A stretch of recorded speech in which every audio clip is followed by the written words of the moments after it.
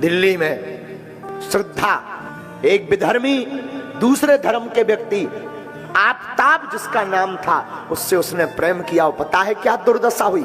35 टुकड़े किए गए हैं, 35 टुकड़े।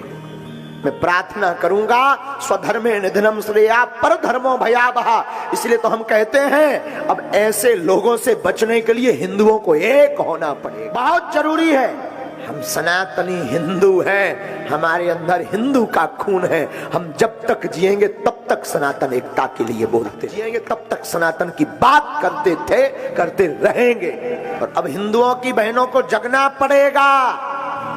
इन लोगों का एक सेकुलरिज्म है, एक फंडा है, भोली भाली हिंदुओं की बेटियों को प्रेम के चक्कर में फंसा करके बलात् रूप से दुर्दशा करवा करके फिर उनकी हत्या करना।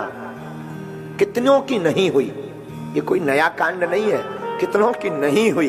महाराज जी अभी की घटना है ताजी, फ्रिज में रखा है उसने 35 टुकड़े उसने फ्रिज में रखा है।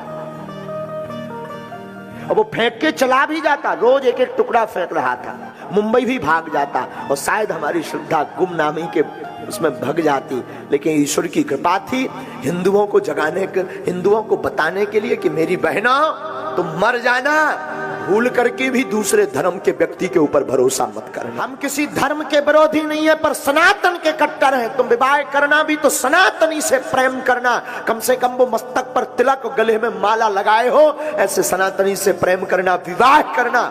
अब समय जगने का आ गया।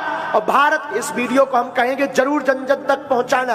भारत के संतों से भी प्रार्थना करेंगे, आपस में तुम लड़ना बंद कर दो, आपस में एक दूसरे की टांग खींचना बंद कर दो। तुम में अगर दम है, शक्ति है, तुम में अगर हिंदुत्व है, तो इन धर्म विरोधियों के खिलाफ एकजुट होकर लड़ना शुरू कर दो। तब तुम्हारी माला ठीक है, तब तुम गुरु के चेला ठीक हो।